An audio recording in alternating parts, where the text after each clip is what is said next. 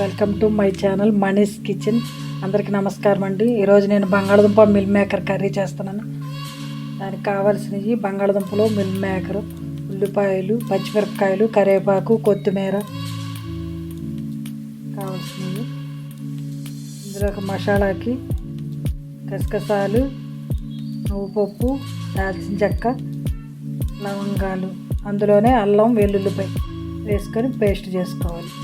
ఇలా చూపిస్తున్న విధానంగా బంగాళదుంపలు, ఉల్లిపాయలు ఇలా పొడవుగా కట్ చేసుకోవాలి. వేడి నీళ్ళల్లో మిల్ మేకర్ వేసుకోవాలి. మిల్ మేకర్ వేసుకొని బాండీ పెట్టుకొని అందులో సరిపడా ఆయిల్ వేసుకొని అందులో ఉల్లిపాయలు వేసుకోవాలి. ఉల్లిపాయలు ఎక్కువగానే కావాలండి కర్రీకి. ఉల్లిపాయలు వేసుకొని అవి బాగా పచ్చివాసన పోయేదాకా వేగాలి.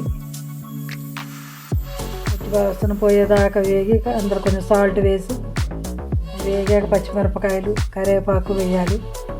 అది కూడా వేగాలండి. బాగా వేగాక బంగాళదుంపలు వేసుకోవాలి. మూతపెట్టి మగ్గాక బంగాళదుంపలు వేసుకోవాలి. బంగాళదుంపలు కూడా వేసాక అప్పుడు మిల్ మేకర్ వేసి అవి కలిపి మగ్గాలి. ఈ చపాతీల్లోకి అన్నిటిలోకి బాగుంటుందండి. ఇలా మూత పెట్టి మళ్ళీ మగ్గాలి. మధ్య మధ్యలో మూత తీస్తా చూస్తా ఇలా కలుపుతా ఉండాలి. ఇలా మగ్గాక ఇందులో మిల్ మేకర్ వేసుకోవాలి. ఆ మిల్ మేకర్ కూడా ఈ ఆయిల్లో కొంచెం వేగాలండి.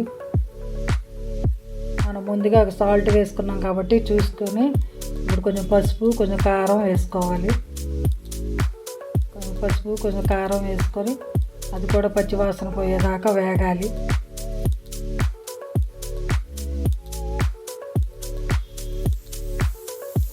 వాసన పోయేదాకా వేగి సరిపడా వాటర్ వేసుకోవాలి. ఇది చపాతీలకు, పూరీలకు కాబట్టి గ్రేవీ కావాలి కాబట్టి వాటర్ కొంచెం ఎక్కువగానే యాడ్ చేసుకోవాలి.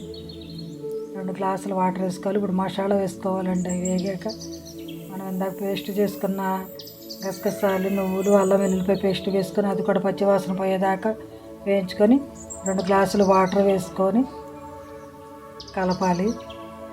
కలిపి మూత పెట్టేసేయాలి.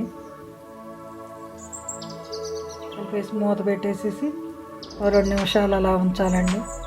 అలా ఉంచాక మళ్ళీ మనం మూత తీసి చూసి ఉప్పు, కారం సరిపోయిన చెక్ చేసుకోవాలండి. చెక్ చేసుకొని దుంపది ఉడికిందో లేదో చూసుకొని సారాపతి ఇప్పుడు యాడ్ చేసుకోవాలండి. చివరిగా ఇందులోకి ఇలా రెడీ అయ్యాక పొడి మసాలా, కొత్తిమీర వేసుకోవాలి. అంతేనండి.